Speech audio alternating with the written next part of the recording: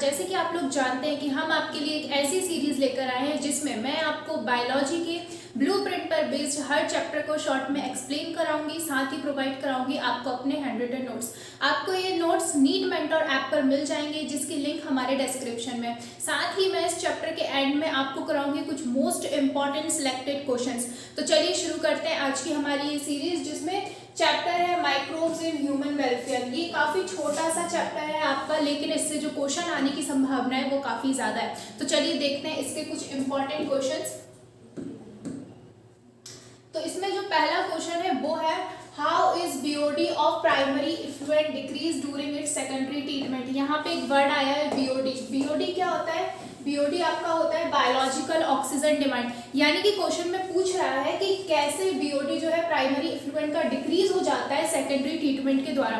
तो देखो क्या होता है कि प्राइमरी इफ्लुएंट जो है वहां पे आपका ऑर्गेनिक मैटर काफी ज्यादा होगा, ठीक है। यानी कि ऑर्गेनिक मैटर ज्यादा, तो उसको क्या करना पड़ेगा? डिकम्पोज करने के लिए हमको ऑक्सीजन ज्यादा चाहिए। यानी कि जो बायोलॉजिकल ऑक्सीजन डिमांड है वो क्या है? अपनी ज्यादा है। लेकिन जैसे ही प्राइमरी इफ्लुएंट को हम सेकेंडरी इफ्लुएंट में लेकर के जाएंगे तो आपका जो ऑर्गेनिक मैटर है ना वो कम हो जाएगा। किसकी हेल्प से? माइक्रोब्स की हेल्प से वो कम हो जाएगा। और वो जैसे ही कम होगा तो यानी कि आपकी जो बायोलॉजिकल ऑक्सीजन डिमांड है, जो ऑक्सीजन की जो डिमांड है वो भी कम हो जाएगी। यानी कि देखो हुआ क्या है, आपका जो प्राइमरी इफ्लुएंट जो था इसमें क्या था? बीओडी की डिमांड जो है आपकी वो कैसी है? ज्यादा है। क्यों ज्यादा है? क्योंकि आपका ऑर्गेनिक मैटर ज्यादा है, ठीक है। ऑर्गेनिक मैटर जो है आपका ज्यादा है। वहीं अगर हम बात करें आपकी सेकेंडरी में, तो देखो सेकेंडरी में क्या होगा? सेकेंडरी में आपका बीओडी जो है वो कम हो रहा है। बीओडी क्या हो रहा है? कम हो रहा है। क्यों? क्योंकि आपका ऑर्गेनिक मैटर जो है वो कम हो रहा है। तो एक हिसाब से अगर हम देखें तो जो बायोलॉजिकल ऑक्सीजन डिमांड है वो डायरेक्टली प्रोपोर्शनल किसके हो रहा है? डायरेक्टली प्रोपोर्शनल हो रहा है ऑर्गेनिक मैटर के। यानी कि अगर आपका ऑर्गेनिक मैटर ज्यादा है तो बायोलॉजिकल डिमांड जो है, बायोलॉजिकल ऑक्सीजन डिमांड जो है वो ज्यादा होगी। लेकिन अगर आपका ऑर्गेनिक मैटर कम है तो आपका बायोलॉजिकल ऑक्सीजन डिमांड जो है वो भी कम हो जाएगी। अब देख लेते हैं आंसर में लिखा क्या है। आंसर बोल रहा है कि in secondary treatment the primary effluent is made to flow through aeration tank. क्या होगा? Aeration tank. एरेशन टैंक के अंदर जो प्राइमरी इफ्लुएंट है उसको फ्लो किया जाता है। तो एरेशन टैंक का मतलब है कि वहां पे क्या होगी? एयर। और एयर क्या है आपका? एयर ही तो ऑक्सीजन है ना। यानी कि उसमें क्या होगा? ऑक्सीजन होगा। O2 उसमें एयर के साथ प्रेजेंस होगी। So during the process of aerobic microbes specially bacteria decompose the organic matter. अब क्या होगा? जो एरोबिक माइक्रोब है ना, जो ऑक्सीजन के साथ आपका जो डिकम्पोजिशन करते हैं वो क्या करेंगे कि ऑर्गेनिक मैटर जो है उसको डिकम्पोज कर देंगे, है ना। बैक्टीरिया की हेल्प से आपका ऑर्गेनिक मैटर जो है वो क्या हो जाएगा? डिकम्पोज हो जाएगा। So BOD depend on the amount of organic matter in water. यानी कि जो बीओडी है वो किस पे डिपेंड कर रही है? आपकी ऑर्गेनिक मैटर पे डिपेंड कर रही है। तो जैसे जैसे आपका ऑर्गेनिक मैटर कम होगा वैसे वैसे आपकी बायोलॉजिकल ऑक्सीजन डिमांड जो है कम हो जाएगी। तो एक सिंपल सा ये था आपका क्वेश्चन हो गया। अब आपसे देखो यहाँ पे जो है बीओडी में जो इसका फुल फॉर्म पूछा जा सकता है एज अ ऑब्जेक्टिव। तो आपको बीओडी का फुल फॉर्म याद रखना है। बीओडी का फुल फॉर्म क्या हो जाएगा? Biological oxygen demand.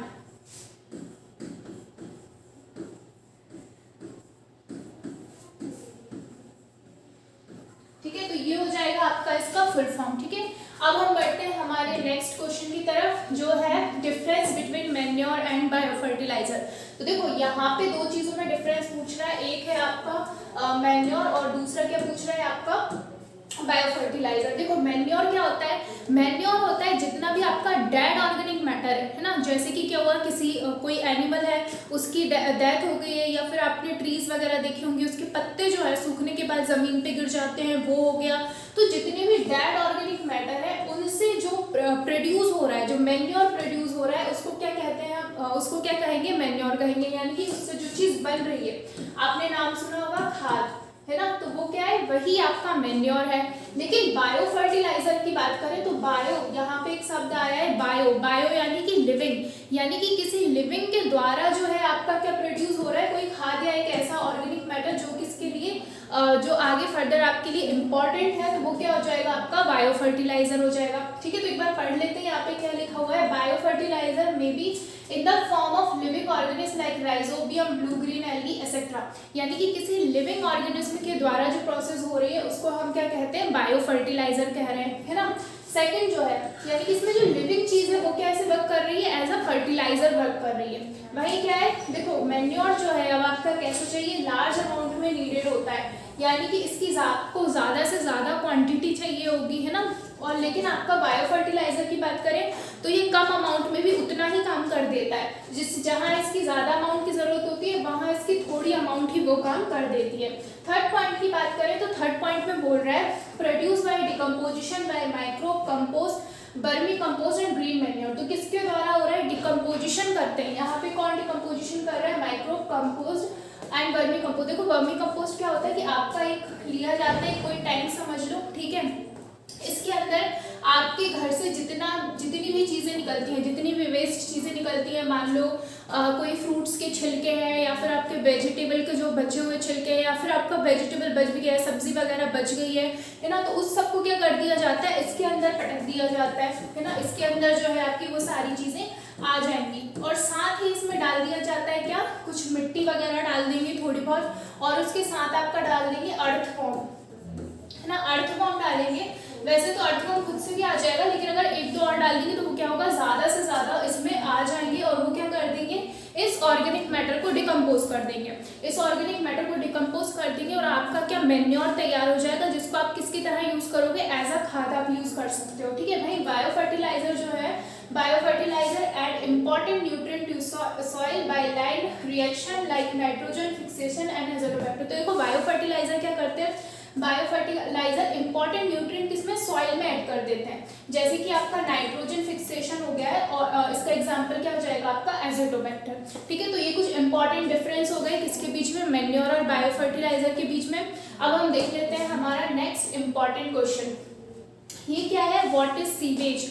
तो सीवेज का नाम तो आप सब लोगों ने सुन ही रखा होगा, है ना। सीवेज क्या है, सीवेज जो आपके घर से जो गंदा पानी निकलता है वही क्या है, सीवेज, है ना। घर से जो आपका वेस्ट वाटर निकलता है, साथ ही इंडस्ट्रीज से जो निकलता है, हॉस्पिटल्स वगैरह से जो निकलता है, वही सब क्या है, सीवेज, है ना। तो यहाँ पे लिखा क्या है देख लेते हैं, sewage is a waste matter such as feces, है ना, feces, dirty water from homes, factories which flows away through the several hospitals such as school, railways etc. यानी कि जो आपका वेस्ट वाटर है ना, उसी को हम क्या कह रहे हैं, सीवेज। तो आपने देखा होगा कई सारी सीवेज लाइन्स होती हैं बहुत बड़ी बड़ी। अब यहाँ पे क्या होता है, सीवेज का ट्रीटमेंट किया जाता है, यानी कि उसको जो पानी जितना ज़्यादा गंदा है ना, उसको कोशिश की जाती है कि कम से कम वो गंदा रहे, या जो दूषित जो जितना ज़्यादा है उसको कम किया जाए। तो आपने सुन रखा होगा सीवेज ट्रीटमेंट, है ना। लेकिन यहाँ पे सीवेज के कुछ नुकसान भी होते हैं। सीवेज है क्या, है तो एक गंदगी ही ना, उसमें कितनी सारी गंदी चीज़ें जो होती हैं, तो अब उससे कुछ नुकसान होते हैं। तो आपसे ये क्वेश्चन में पूछा जा सकता है कि सीवेज से क्या क्या नुकसान है और फिर क्यों उसका ट्रीटमेंट करना जो है वो ज़रूरी है।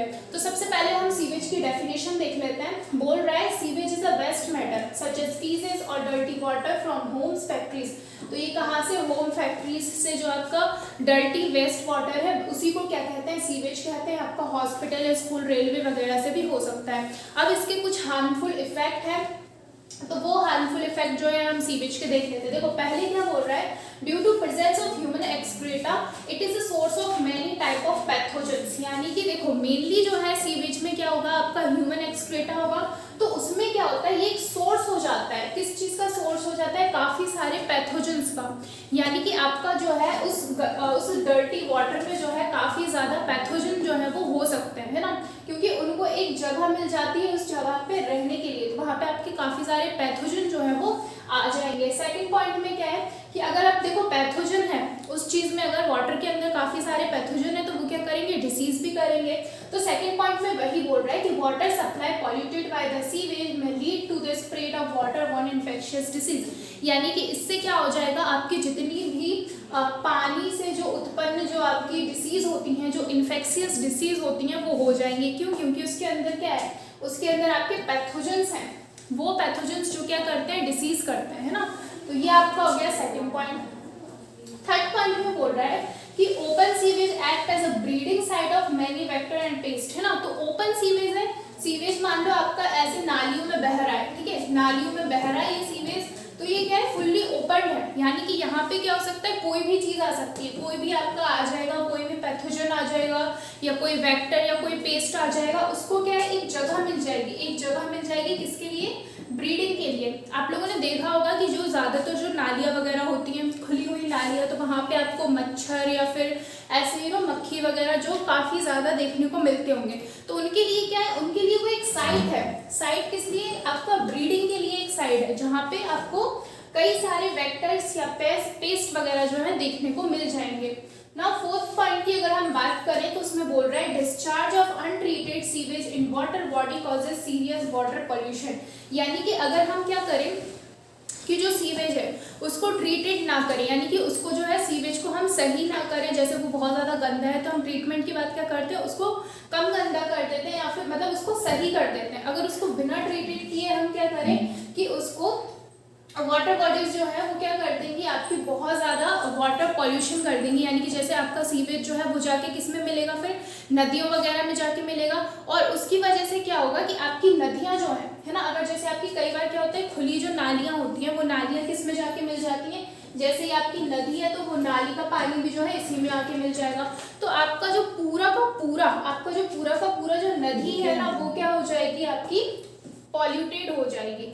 ठीक है, अब हम देख लेते हैं हमारा नेक्स्ट एक और इम्पॉर्टेंट क्वेश्चन। यहाँ पे आपको इतना समझ में आ गया, सीवेज से रिलेटेड ये क्वेश्चन आपसे पूछा जा सकता है ना। अब हम बढ़ते हैं हमारे नेक्स्ट इम्पॉर्टेंट, तो अब हम देख लेते हैं हमारे इस चैप्टर के कुछ मोस्ट इम्पॉर्टेंट क्वेश्चंस। ये कुछ क्वेश्चंस हैं जो मैं आपके लिए सिलेक्ट करके लाई हूँ और ये एकदम सिलेक्टेड क्वेश्चंस हैं।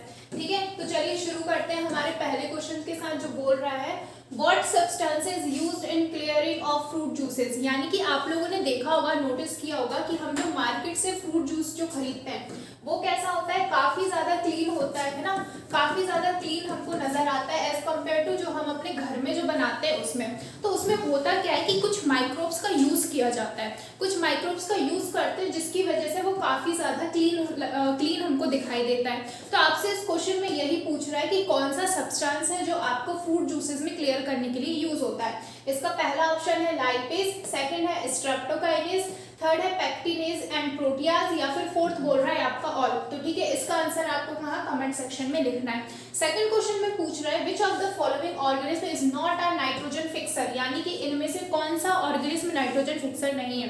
तो देखो अब आपसे इसमें पूछ रहा है कि कौन सा नहीं है, तो आपको ये तो याद रखना ही है कि कौन सा वाला इनमें से नाइट्रोजन फिक्सेशन नहीं करता, साथ ही आपको उन तीन जो अदर तीन होंगे उनको भी याद रखना है कि ये नाइट्रोजन फिक्सेशन करते हैं, क्योंकि जरूरी नहीं है कि आपको ये जो क्वेश्चन पूछा जाएगा एग्जाम में वो सेम टू सेम यही पूछ ले। हो सकता है कि वो आपको कुछ और ऑप्शन दे दे और एक वो वाला दे दे जो इनमें से दिया हुआ है और आपसे पूछ ले कि इनमें से कौन नाइट्रोजन फिक्सेशन करता है। तो आपको एक क्वेश्चन के साथ साथ उसके अंदर की सारी चीजें याद रखनी है। ओके, तो थर्ड क्वेश्चन जो है इसमें पूछ रहा है कि enzyme is used as a clot buster. तो देखो होता क्या है कि कई बार हमारे जो ब्लड है वो कैसा हो जाता है, क्लॉट हो जाता है, यानी कि ब्लड में क्या आपके थक्के जम जाते हैं ना, आपने सुना होगा। तो उसके लिए उसको बूस्ट करने के लिए हमारा कौन सा एंजाइम यूज होता है ना, ये आपकी एनसीईआरटी में गिवन है, जब आप इसको रीड करोगे तो आपको इसका आंसर मिल जाएगा। नाउ आपका जो फोर्थ क्वेश्चन है उसमें पूछ रहा है fungus dash is used in production of. ये क्वेश्चन थोड़ा सा अधूरा है, यहाँ पे आप सिट्रिक एसिड ऐड कर लीजिए तो आपका क्वेश्चन क्या हो जाएगा, यानी कि कौन सा फंगस जो है वो यूज हो रहा है किसके प्रोडक्शन में, सिट्रिक एसिड के प्रोडक्शन में। ये आपका अधूरा क्वेश्चन है, आप इसको पूरा कर लीजिएगा और इसका आंसर जो है नीचे लिख दीजिएगा। नाउ फिफ्थ क्वेश्चन जो है उसमें पूछ रहा है which yeast is used for the commercial production of ethanol. ये काफी ज्यादा फेमस क्वेश्चन है और मतलब काफी कॉमन क्वेश्चन है।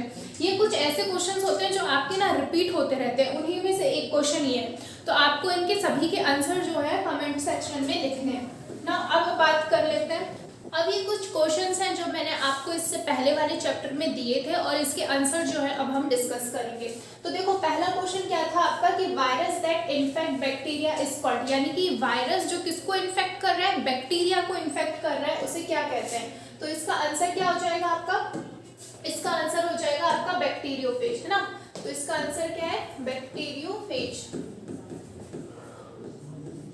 बैक्टीरियोफेज जो है इसका आपका आंसर हो जाएगा, यानी कि वो वायरस जो बैक्टीरिया को इन्फेक्ट करता है उसे क्या कहते हैं, बैक्टीरियोफेज कहते हैं। नाउ सेकंड क्वेश्चन क्या था आपका कि cirrhosis of liver is caused by, देखो क्या होता है जब कोई बहुत ज़्यादा अल्कोहल ले लेता है ना, यानी कि बहुत ज़्यादा मात्रा में अल्कोहल का सेवन करने लगता है, तो उससे क्या होता है, सिरोसिस हो जाता है किसके अंदर, लीवर के अंदर। तो इसका आंसर क्या हो जाएगा आपका, अल्कोहल। देखो इससे कॉमन सेंस से भी ना आप कुछ हटा सकते थे, जैसे फैट और विटामिन, तो नॉर्मली ये चीज़ें नहीं होती। आपका फिर कंफ्यूजन किस में होगा, आपको टोबैको एंड किसमें, अल्कोहल में। तो दो ऑप्शन तो आप इसके ऐसे ही क्विट कर सकते थे, है ना। तो आपका क्या हो जाएगा, इसका आंसर अल्कोहल हो जाएगा। अब थर्ड क्वेश्चन जो था वो है आपका कि AIDS occur by which causes. तो जब मैं आपको ये समझा रही थी आपको लेक्चर के दौरान, मैंने तब बताया भी था कि जब एड्स में होता क्या है कि आपकी जो हेल्पर टी सेल्स हैं उनका रिडक्शन हो जाता है, यानी कि वो कम हो जाती है ना। तो आपका एड्स जो है वो मेनली किस वजह से होता है कि reduction of helper T cells जो है आपका यहाँ पे हो जाता है ना।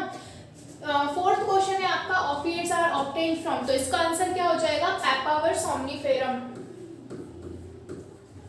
पैपावर सोम्निफेरम एक प्लांट है जिससे आपका क्या ऑपिएट्स जो है मिलते हैं, है ना। अब फिफ्थ क्वेश्चन की बात करें तो इसमें बोल रहा है कि common cold is caused bye, तो इसका आंसर क्या हो जाएगा आपका, ये होता है आपका एक वायरस की वजह से। जो आपको नॉर्मल जो सर्दी खांसी होती है वो किसकी वजह से होती है, आपकी वायरस की वजह से। और उस वायरस का नाम क्या होता है, रेट्रो होता है क्या, नहीं, फेज भी नहीं होता, वो होता है आपका राइनो वायरस। यानी कि आपका कॉमन कोल्ड कुछ किस वजह से होता है, आपका राइनो वायरस से। तो ये आपके कुछ क्वेश्चंस के आंसर थे। आई होप आप लोगों की सबकी तैयारी काफ़ी अच्छे से चल रही होगी, क्योंकि अभी टाइम बहुत कम बचा है और हम आपके लिए कंटिन्यू ये सीरीज लेकर आते रहेंगे, है ना। तो चलिए मिलते हैं फिर हम अपनी नेक्स्ट सीरीज में। Thank you.